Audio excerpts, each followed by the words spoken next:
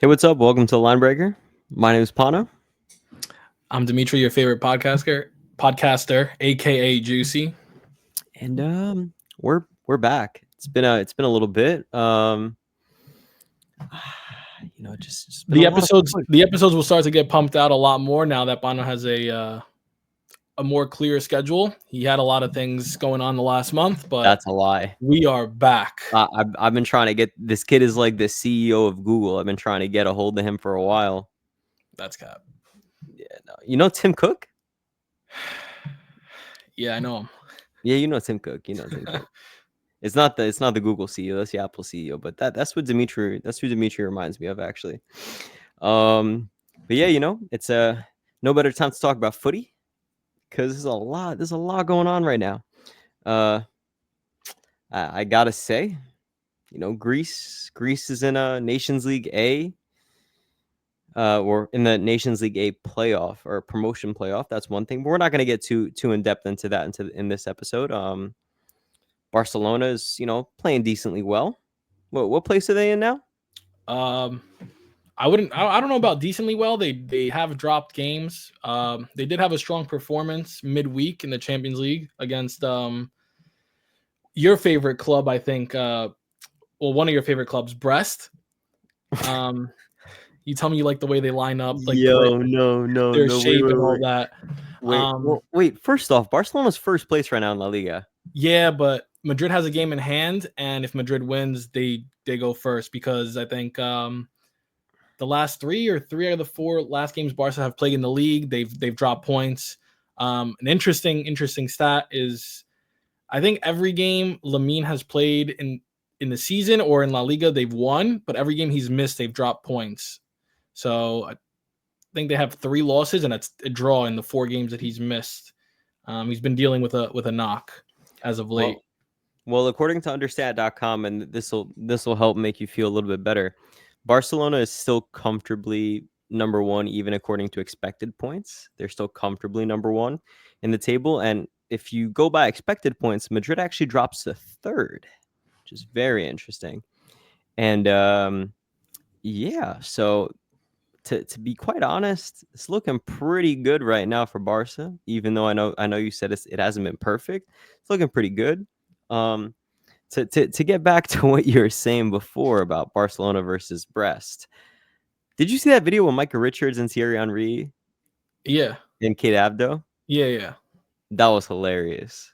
Yeah. I genuinely couldn't stop laughing.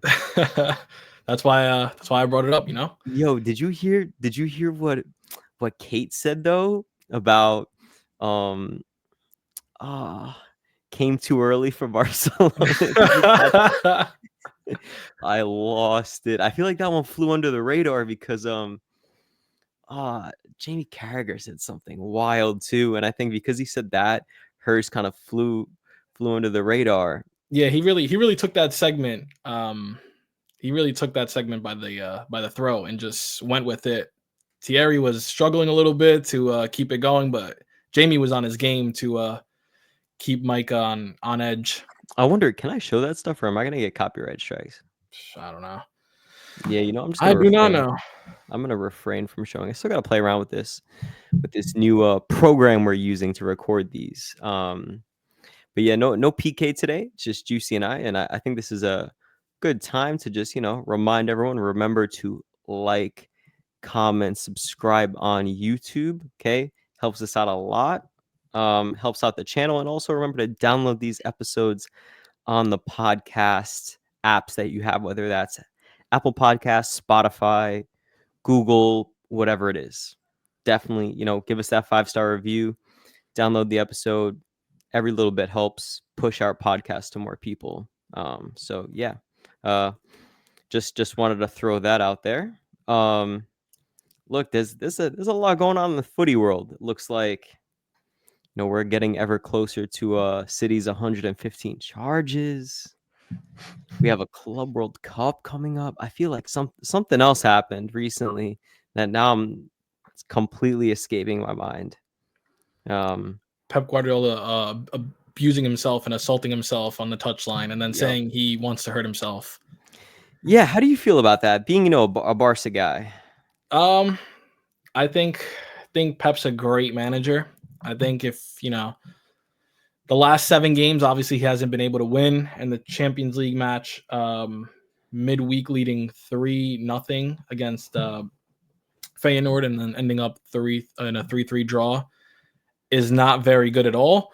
But if you look at it in like the big picture, ton of league titles. He's won 4 in a row. He's brought home the Champions League to City. This is the worst stretch of his managerial career, and I think you can't just go in every season winning. It's very tough. Although he's made it look very easy and very doable, it's very tough, especially in the Premier League. So I think this season just hasn't gone his way. I don't know if it's overthinking or overthinking tactics. If he's missing some kind of personnel from not bringing in somebody in the transfer window. As we know, his CDM did win the Ballon d'Or, and obviously he's been a big miss, and he'll be a big miss because he's out for the rest of the year with a ACL injury. I'm talking about Rodri.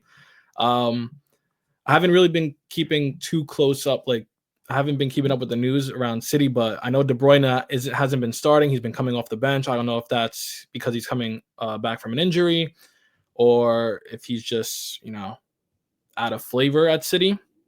But obviously that hurts Haaland's numbers because, one, they're losing the midfield in these matches, and two, he doesn't have the same kind of delivery up top, so it obviously hurts his goal numbers. And I think Foden has just disappeared.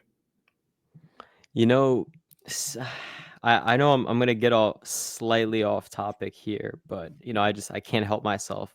Speaking of Ballon d'Or, how do you feel about Rodri winning, and how do you feel about Vinny seemingly thinking that he's been robbed? I actually agree with the decision. I think my propaganda campaign worked out really well over the summer and after the Euros, where I and a bunch of other people on X were pushing for Rodri to win it.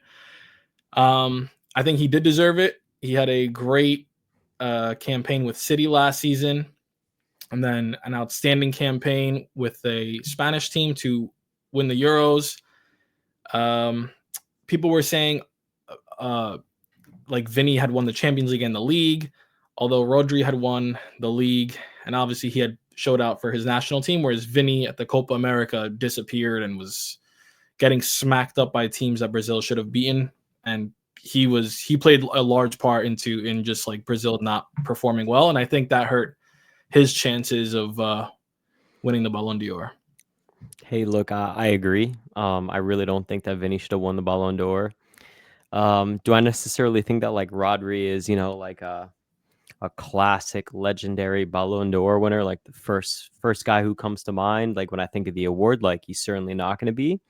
But I also don't think that Vinny deserved the award. I think, if anything, if there was someone on Madrid who deserved the award more than him, it was probably Jude, because at least Jude made it to a European final for his country. In addition to his amazing exploits during the season, he was one of the best players in the league. He was one of the best players on that Madrid team, and he was able to do it for his country as well. Whether or not he was able to get them over the finish line in the final is a different story, but Vinny was largely anonymous during Copa America. I was not impressed by him. I remember him getting some goal involvements, but I remember one being mad lucky. I don't know. There's something about Vinny. He doesn't impress me as much when he's playing. Yeah, I don't know what it is. Do you get what I'm saying? There's just something about him. He doesn't have that Brazilian flair, although you could say that a lot of the Brazilians now don't have that flair. But from what I've been seeing and from what I've been saying for the last couple of months, I don't even think he's the best Brazilian now. I think Rafinha is better than him. And form-wise, for sure. Yeah, like I just said too, Rafinha doesn't have any kind of flair either. He's not something magic every time he touches the ball, but he just has the results. He makes the runs in behind. He shows out for Brazil, especially for Barca too. A ton of goal involvements, a ton of goals, and he just gets it done. He plays with so much heart and hustle. Whereas Vinny, I think, is just he's playing football 45 minutes, and the other 45 minutes he's looking to instigate and thinks he's at a WWE match, just trying to rile up the crowd and just fight people. But Yeah, I don't even think he's the best Brazilian right now. I agree. By the way, Rafinha, what a season so far, huh? Yeah, he's a stud. It's I was I got I was one of those people that was calling for Barca to sign Nico Williams for the left wing spot, but I think Rafinha shut me up along with others up because he's taken that position and he's ran with it. You know, with Lamine on the right wing and Lewa up top. Rafinha just had like a free flowing role where he sits out on the left. He could come centrally. He can make runs in behind. Um, and he's just been so vital to Barca's success. Yeah, I mean, look, I remember him coming, what was that, summer of 2022, and really, I feel like he was a little bit of a flop that first season, or at least like people weren't as impressed with him, but he's come to light. Free kicks, crossing, finishing, pressing. He's a very hard worker. Great, Yeah, great fit for that system with Hansi Flick's system that's so focused on gegenpressing and just being able to be good on and off the ball. He's been a huge asset. And obviously he comes from a Marcelo Bielsa team in Leeds United. So like, you don't go to Leeds United for Marcelo Bielsa. You don't play on a Marcelo Bielsa team without at least, having some sort of ability to press, to work hard. So obviously it's a given that he was expected to have some of that, but still very impressive. Very impressed by him. I always liked the way that he looked. I wish that summer that he went to Chelsea, but Deco snaked us and was like, nah, go to Barca instead. yeah. His first season, I think he's gotten better every season at Barca. His first season was good, but wasn't great. It wasn't like he wasn't living up to the billing that Barca paid for him. His first season, he had 50 caps, uh, 22 goal involvements. Last season, 37 games, 21 goal involvements, and I think that was his like coming out party late last year, where he was just so good in the season in the league, and then in the Champions League, it was like his coming out party, his dominance against PSG. Unlucky that Barca didn't go through, but he just played with so much heart and was just dominating a PSG side that was better on paper. But he just elevated everybody's game at Barca during that two-leg fixture. And then this season, he's already played 20 games and already has 22 goal involvements. So he's really showing out. For sure. And I mean, look, second right now in La Liga for goals. He's also second for assists, just behind Starboy Lamine Yamal. Um, so not a bad season so far for him. And he's also he's second overall as well for goals and assists together. So not a bad time to be to be Rafinha right now. He's playing well. I mean, look, you can't help but be happy because at the end of the day, good players, you know, good players put up the big numbers. Those are the players that you want to see. Bottom line. I mean, if we're talking non-penalty XG, he also is up there for non-penalty XG as well. Because at the end of the day, you don't want to be like a pen merchant like Penaldo, right? Yeah, or Right. Mbappe. Or Mbappe. Yeah. But even He's even in the Champions League, he has the second most amount of goals, tied with Haaland, only trailing Lewa. And goals plus assists, he's actually tied with Lewa for first in the Champions League. So he's been doing it in every competition this season. Yeah. And this is a guy who came from Leeds United of all places. So big up to Rafinha of Barcelona. Um, you know, speaking of guys with big reputations, we probably do have to talk about the elephant in the room. It's a white elephant. It's royal. It's you know, French, found itself in Madrid. I know you have a thing or two to say about that. Kylian Mbappe. It's quite the Yeah, elephant in the room. Kylian Mbappe is not living up to what it was made out to be following his move to Madrid, where it was just going to be this European dominance for years to come, for the next decade, with that Madrid team and Mbappe there. Um, as we mentioned, the league, they're kind of hanging around. They have a game in hand. They could go first, but in the Champions League, it's been a total different story under the new format. They're currently sitting in 24th place, which is the last place to make it out into the knockout rounds. 5 games into the Champions League campaign so far this season, 2 wins and 3 losses.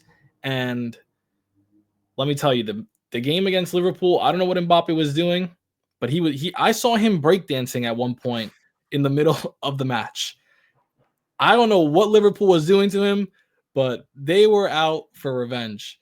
This guy was on his head in the middle of the match. Crazy.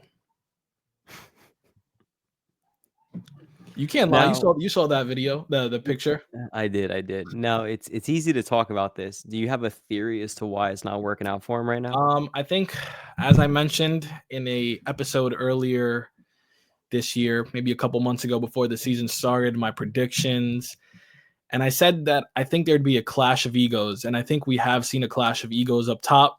I think Vinny and Mbappe, they had something come out, I think, during a couple matches where you did see their big egos get in the way, and I think now they've kind of hidden it better, but I think it's boiling and it's like ready to explode again. Um, Obviously, if they were winning, that would help, avoid those issues. But since they're not, I feel like it's coming to the surface a lot more often. Um, Even during halftime of the Liverpool Madrid game, obviously Vinny wasn't available to play, but you did see like a video of Bellingham like completely ignoring Mbappe and going to talk to, I think, Rudiger in the tunnel. Oh, I saw And that. Yeah. I just feel like Mbappe's like he doesn't have like somebody at the club to kind of talk to this and that. He's kind of being ignored and like because he thought he would come in and be the big guy, but the club, Madrid and all the players there, they were like, we've already won everything prior to you coming, so you're really not that big of a player, big of a guy in that essence. Like we've already won the things that you haven't won yet, and I think there's just a clash of ego and like a divided locker room. Now, do you think it's really a huge like ego thing and I guess you call it a culture clash within the locker room, or do you think it's also just a case of it not necessarily fitting all together on the pitch? I mean, it is a weird string of players, basically like for the front line. Like I All don't I left don't see a wingers. dedicated striker in Mhm. that team, and I know not every team plays with a dedicated striker. Yes, I understand all that. I know false nines exist, but I don't even see that in this Madrid team. So I'm just trying to figure out whether these players even fit all together in the same lineup at the same time.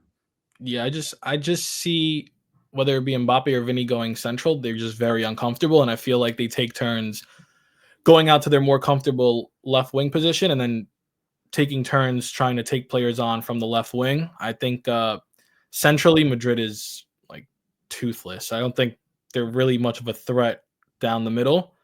Um, Like Rodrigo, for instance, today. So we're recording this on Sunday, December 1st. So, of course, we're talking about Madrid not playing well, and they won 2-0 today against Getafe. But um, Madrid are dealing with some injury issues, of course. But the front three today was Brahim Diaz on the right. The striker slash false nine, whatever you want to call it, was Rodrigo. And then Mbappe was on the left. So yeah, okay, Mbappe was probably playing in his more preferred position, but then you have a guy like Rodrigo playing striker, and then you had Bellingham as playing like as half 10, half striker kind of role. Valverde, Ceballos was playing defensive midfield. It looks like. I mean, I'm trying to figure out like can this work like long term for this team? I'm very curious to see the exact lineup of how they looked against Liverpool. Again, like weird lineup here. Looks like it was Mbappe and Diaz up top. Like very, very interesting. Like, is Mbappe a striker? I don't think he's a striker. He's probably a left forward. He's an awkward fit, I feel like, for teams unless like you build completely around him. And this isn't to say that I don't rate Mbappe. I think Mbappe is a fantastic player, but again, fit is everything. There's players who are amazing players who just don't wind up fitting in at the team. You had Vinny playing striker a couple of games ago against Leganes. I don't know how you pronounce it. And Mbappe on the left again. So it looks like they're really catering to Mbappe's preferred position, but maybe not so much about the other ones. And again, no matter how much I say, I'm not a big Vinny fan. Are you getting the best out of him by playing him as a striker? Like it looks like, can there be a little bit of rotation, like free flowing, they rotate and stuff? Yeah, but you probably need something more up there. I see a few games ago against Osasuna, they won 4-0. Vinny had a hat trick. Looks like Vinny was playing on the left and Mbappe striker, Rodrigo right. So it's like, can you get the combo right? Can you get the combination right? Will it get the best out of all the guys? I don't know. And then you have to get guys like Arda Güler minutes, young player, very talented, of course. We know how highly rated he is. Got to get guys like Brahim Diaz, who isn't too old himself, minutes. Got to get belly goal in there, like, I mean, he's going to play more in the midfield. So it is a very interesting way that they've built. Oh, and how could I forget about our boy? Endrick. Okay, you knew who I was talking about. Our boy Bobby. Did you know he was at the 1966 World Cup? Yeah, he was there. He was playing in it. He was playing. Like, totally forgetting about Endrick. Oof, Endrick seems, I don't like the look of him. I think there was rumors of either him or Güler possibly being loaned out in the middle of the year to actually get minutes somewhere. I know how real that was. It makes sense. I mean, to be honest with you, bro, I didn't realize how small he was. He's like 5'8", 5'9", stocky striker. That's not a profile that's like very in right now in world football. This is the age of the superhuman striker. The big guys, 6'3", 6'4", 6'5", can do it all, is fast, can head the ball, can strike a ball, can dribble. This is that new age. So you're talking about your Erling Haalands, after that, it's a huge cliff that falls. But like, you're talking about your Erling Haalands, you're talking about your Benjamin Šeškos, your Victor Osimhen's, even Lewa at his age. Yeah, Lewa. I would put him less superhuman striker because he was never one that was blessed with pace, but obviously he's blessed with a lot more than that. I'm saying like new age guys, Samuel Morodion, Darwin another Núñez. one. He's a baller. He's gonna be something. I still have stock in Rasmus Højlund. I think if he wasn't at such a crap club, he'd be looking way better. You could throw Nicholas Jackson into that mix, although he's less of like an aerial threat, but he's certainly a bigger guy. He plays small, but he's 6'2". So this is that new age. And a guy like Endrick, I just feel like is a very awkward fit in a team that's already kind of lacking physicality higher up the field, especially in the forward position. So that might be one of the Brazilian imports that wind up busting for him, for Perez, because he's the puppeteer, the grandmaster. So yeah, he's another one. I know Liverpool fans were like abusing him the other day because he apparently hurt Konate. That's a little dumb, but you know how Liverpool fans are. So yeah, it's not looking, relatively speaking, it's not looking good for Real Madrid. They're still second place in La Liga, but like, it's not what Sir Florentino was hoping for. That's for sure. I still think Barca wins it, by the way. I think Barca wins the league. I hope so, but after the last couple of weeks, I don't know. But just wanted to move on to another club that hasn't been doing too well and kind of have been bumped off their throne. I think I looked at the Prem standings. They're not even in the top 4. And we did talk about them earlier in the episode, not being able to win in their last 7 games and sitting, I think, in 17th place in the Champions League right now. What's going on with City? Oh, I just wanted to ask you too. I know Pep just signed a new contract, 2-year contract. Would you think he's on the hot seat? Can you see him getting fired this season if it continues at all? No. Can you see him getting fired next? Like, what do No, you think goes on at City? Like, what do you think the thought process I don't is? think they would fire him. I don't think so. Even if he has a disaster of a season, I don't think they'd fire him. Or at least What's a I disaster don't of a think. season? What's that? What's a disaster of a season? Anything below second for City. I think as long as he, if he doesn't win the Champions League, it's okay. If he doesn't win the Prem this season, that's a pass too. I think if things go so horribly wrong where they finish outside of the top 4, I think he's gone. I Or don't think so. you don't think he'd be gone, or you don't think that City would finish I outside of the don't top think 4? so because they wouldn't have extended him otherwise. And I know you're saying, well, obviously they weren't going to expect City not to do well. Is it really that unexpected though that City's not doing well? They have one of the oldest squads. Their squad is filled with old guys who are injury prone.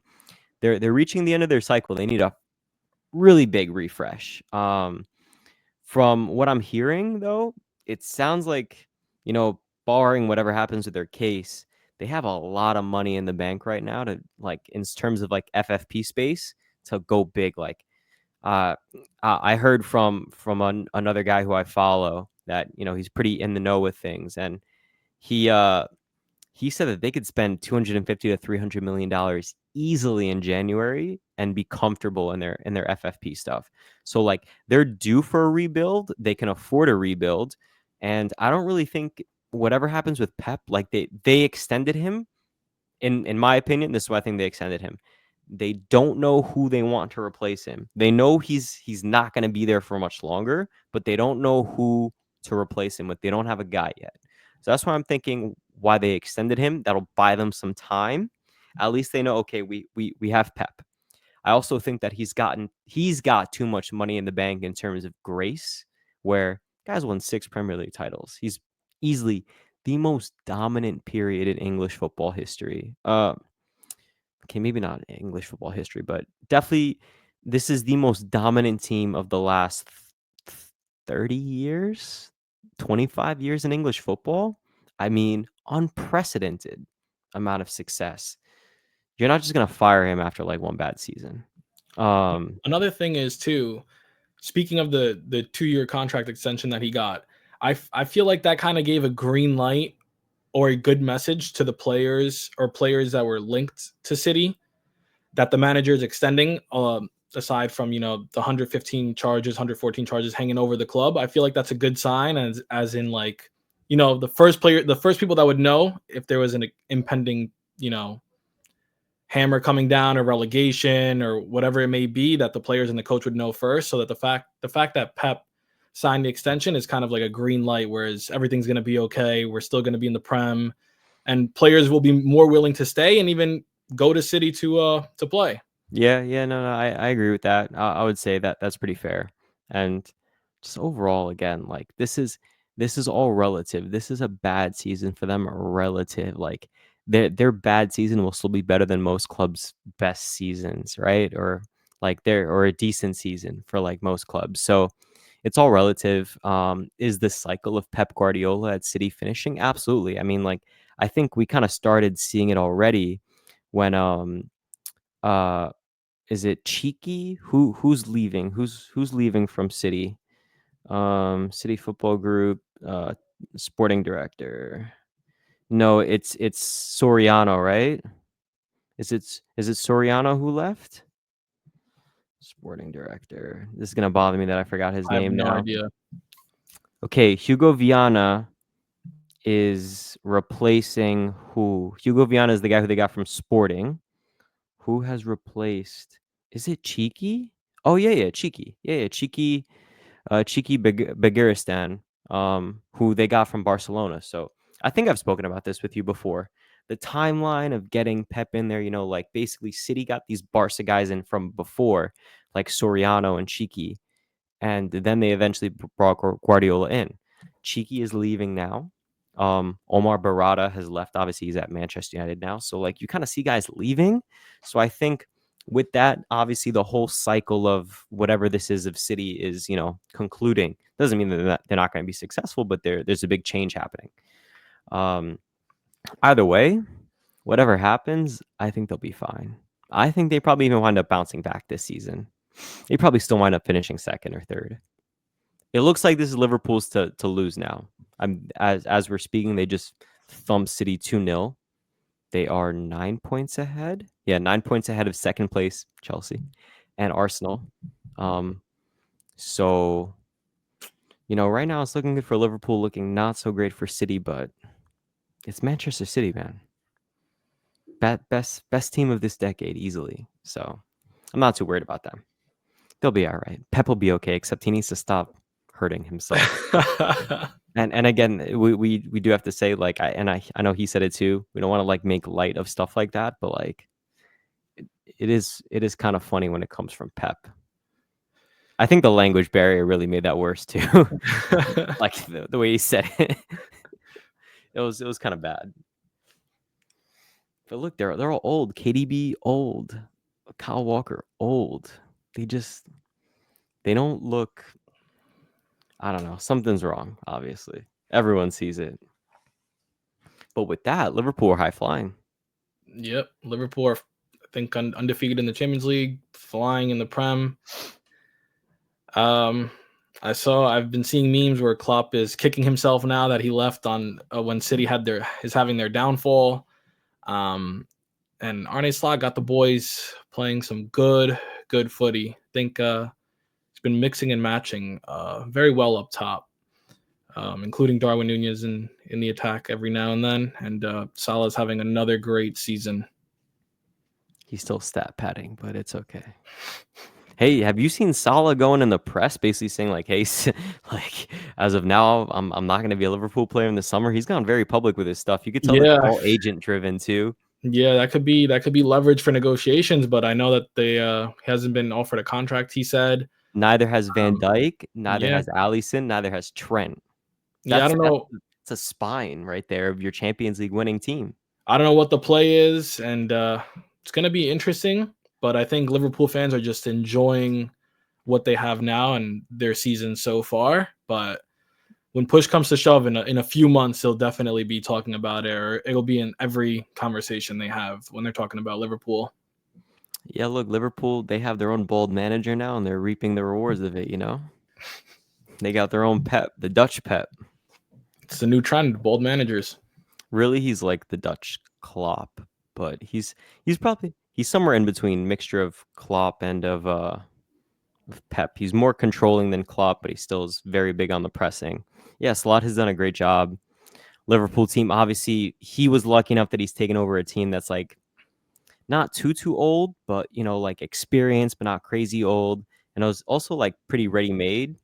Like it fit him like a glove. Probably the perfect team for him to take over. So right now, Liverpool's looking good. You got Chelsea in the mix. I don't know how long that's going to last, but they're up there. They're with, phase 0 Chelsea, up there with phase 6 Arteta's Arsenal. You've seen the memes. The mighty Arsenal. Yep, the mighty Arsenal, greatest team in the land. I think ever since Haaland said to Arteta, "Stay humble or be humble," I don't think City have won since. Yeah, but he was speaking facts, so let him cook. You could say he was, but you could also say he stepped over the line, and now he's getting what he deserves. But what are you gonna do? Listen, man, the only thing that Haaland puts over lines is balls. All right, puts him over the goal line. That's it, baby. Erling Haaland, goated. So yeah. I mean, with that, we just had a little casual chat. We wanted to catch up a little bit. You've been ducking me for a while. I see you got new furniture in the house. House is looking great. Got a piano. Where's that? You can play it? Huh? No, just for decoration. Just for decoration. Yeah. So no one plays it. No. Does Peppers play with? No. No. She can't play? No. Peppers is his cat. Nobody could play. That's crazy. It's just spend all that money on a piano? You should come over and play. I can't play the piano. So you spend all that money on a piano, you can't even play it? Yo, I wish I had money like you. Yo, that's crazy. That is trolling. I guess, guys, it's a good thing. If Dimitri's been ducking me all this time, you see he's obviously can afford like a nice big house now. So it means that the job is worth it, right? That he's been ducking me for. So at least it's not in vain. The biggest troll I know. But yeah, on that note, I don't really have much else to say right now, but I think we got plenty more to say with more structured topics. So on that note, I'm Pano, I'm Demetri, aka Juicy. and we're out of here.